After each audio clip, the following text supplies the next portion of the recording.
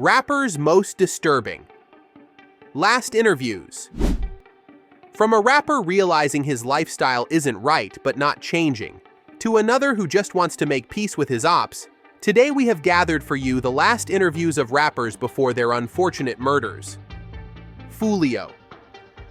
This is Foolio.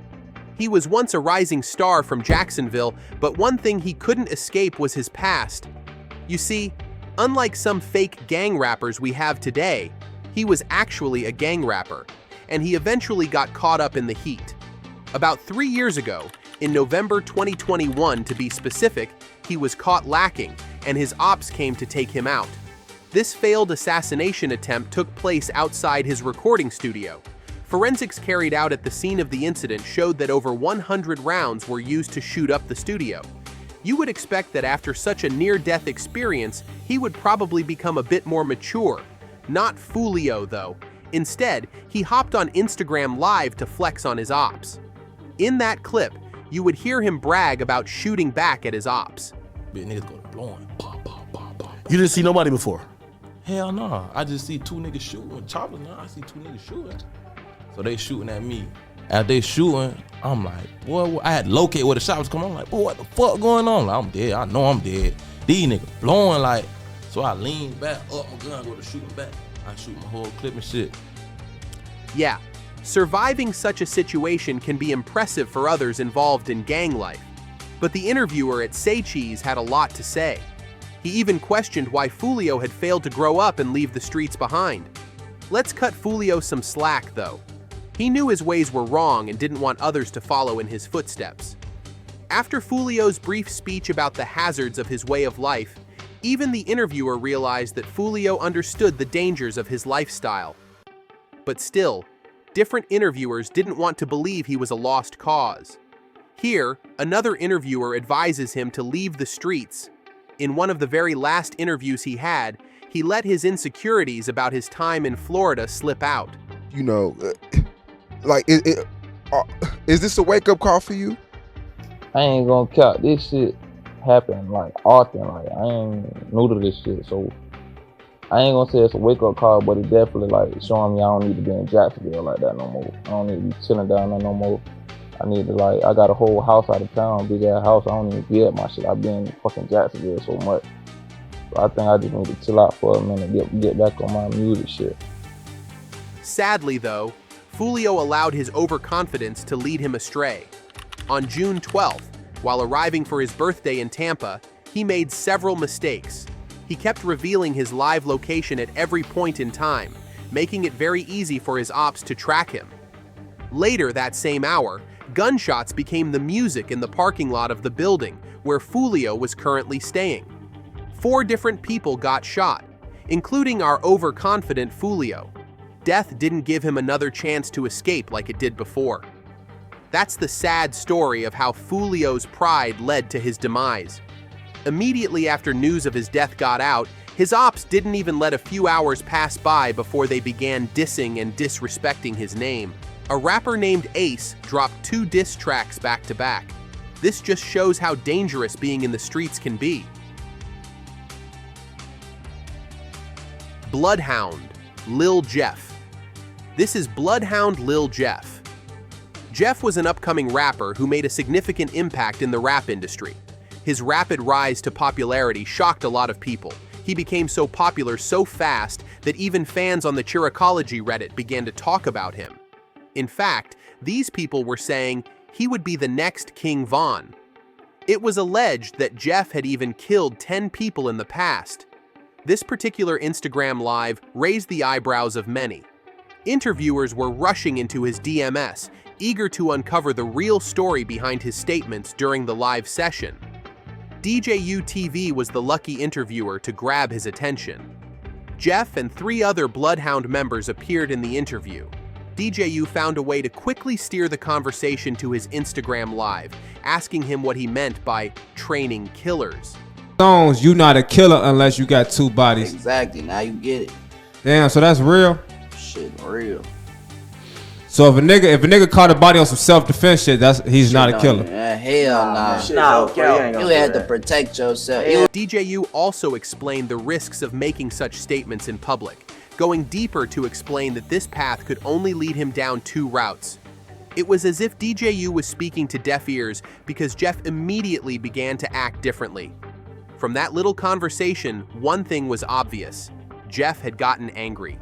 He might have even harmed DJU if he had a gun at that moment. DJU continued to probe deeper, questioning Jeff about his jewelry. He asked Jeff how he could afford so many pieces when his rapping career had just started. After that, DJU tries to warn Jeff, telling him he needs to tighten up his life. He also stated that there's a huge possibility that all the rumors he's hearing about him aren't just coming out of nowhere. Because no rumor begins without having a certain truth factor, it seems DJU didn't see a future where Jeff actually made it. What else could DJU do to put Jeff straight? It just seemed all of DJU's advice fell on deaf ears. Later in that same interview, DJU explained the concept of karma to Jeff, telling him that the vibe he's putting out might end up biting him back. Negative energy upon yourself. Nah. Like the negative, like the energy you putting out, like onto the internet and stuff. Don't you think that? Nah. Okay. I don't believe it. Like there's no bad luck and karma and dumb shit. That's not real. But Jeff let DJU know that he has no belief in karma or bad luck, so to him, there was nothing to worry about. So, the interview ended. A few weeks after the interview, though, karma decided to show Lil Jeff its face. On June 8, 2024, Lil Jeff went back to his hood to continue a beef with his ops. Something eerie happened in the footage, so it has to remain blurred. In the video, Jeff was actually involved in a shootout with one of his ops. Jeff chased the op into a house, and out of nowhere, someone appeared and returned fire at Jeff. He had no time to react and got hit in the chest. You can't decide to roll down the wrong path and expect to continue unharmed. Not long after, his ops went offline, celebrating and laughing about his death. What made his ops even happier was the fact that he died trying to kill one of them. Immediately after the news of his death broke on the internet, many had a lot to say. Some even mentioned that if he had listened to DJU's advice, what happened to him could have been avoided. So guys, if someone is trying to give you advice, it's wrong to just shut the person down. Give the person a listen. You never know what might actually be of use in the future. Eazy-E. This particular rapper's death and final interview left people deep in thought. This is Eazy-E. He is a Compton-born rapper whose contributions to hip-hop were so massive that he helped put the West Coast on the hip-hop map, a legend in the hip-hop world. His sudden passing and final interview left the whole world shocked. In January 1995, he sat down for his last video-recorded interview. In this interview, he was his unfiltered self. He exposed so much that it felt like he knew something was coming soon. This interview raised eyebrows from a lot of people. Though he was really talking about a lot of negative things, later in the interview, he discussed the release of some new products, like speakers, and even a video game. My own speakers that's coming out called Eazy-E's Ruthless Bass Shakers. Yeah, okay. I want to vamp on this a second. These speakers. And then I got my own Super Nintendo game. I got virtual reality. They got interactive vests that you play the games and feel the kicks, the punches, and everything. Towards the end of the interview, he began coughing heavily, as if he was going through something terrible. Marketing, promotion. Barely a month later, his health completely deteriorated. On February 24, 1995, his crew found him at his studio, unable to speak. When they got close to him, they quickly rushed him to the hospital. Upon arrival, the doctors tested and confirmed that he had been living with HIV/AIDS for quite a while and was nearing the final stages. Unfortunately, he was already too far gone. There was actually nothing that could be done. Just about 10 days after they found out his diagnosis, Eazy-E died from AIDS-related pneumonia at only 31 years old. Eazy-E's death came as a shock to the world, as he died only 10 days after the public learned of his disease. However, controversy theorists didn't want to let sleeping dogs lie. They kept discussing various theories about who could have killed him. Biggie. Imagine being all about solving disputes but still getting caught in the crossfire of injustice. Well, that's exactly the story of this hip-hop legend. He was so popular and well known for his need to squash beefs before they got heated, but haters exist everywhere, so there were definitely people who didn't like this approach. On February 24, 1997, which was just weeks before his death, the legend sat down for an interview at the set of his song Hypnotize video shoot. Little did he know that this would be the last interview he would ever take. In this sit-down, one thing was obvious. Biggie had left behind his old life. He understood that hustling in the streets was something he did when he had nothing. Now that he was loaded, he had to change his ways.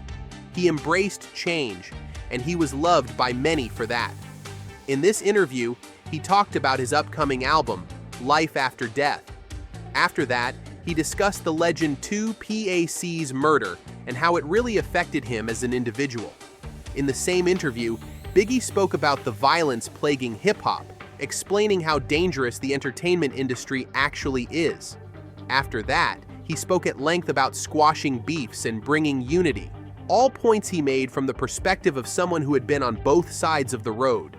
That interview went deep, just maybe a little too deep. On March 9, 1997, Biggie was in Los Angeles to promote his new album a bit more. When he was leaving a party at the Peterson Automotive Museum, his enemies, or ops, made themselves known. A dark Chevy Impala pulled up to a red light, and shots were fired directly at Biggie. In the shootout, Biggie was shot 4 times. He might have survived the shooting, but one bullet went straight into his chest. After the shooting, chaos filled the air. Immediately after the shooters left, his crew rushed him to the hospital, but it was too late. Tragedy had already struck. Biggie's life was cut short at that moment. His death was felt by the whole hip-hop world, just like Tupac's murder influenced the rap game forever. Many people began to release theories about who could have shot at him. Could it have been corrupt cops, members from his hood, or even music industry big shots? Still, the actual identity of the shooters remained shrouded in mystery. 051 Melly now. Let's move on to 051 Melly. Though Melly never actually released a song, he was a really big deal in the Chicago drill scene. Despite not being an actual rapper, he received the sort of special treatment that only rappers typically get. We're talking about interviews, guest appearances, parties, and the likes.